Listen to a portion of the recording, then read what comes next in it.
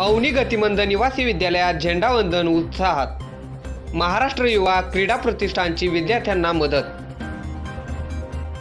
15 August स्वातंत्र्य दिनानिमित्त मुरबाड जवळील अवनी गतिमंद निवासी विद्यालय येथे महाराष्ट्र युवा क्रीडा प्रतिष्ठानचे अध्यक्ष अमोल कदम यांच्या हस्ते झेंडावंदन करण्यात येऊन 75वा स्वातंत्र्य दिन मोठ्या उत्साहात साजरा करण्यात आला।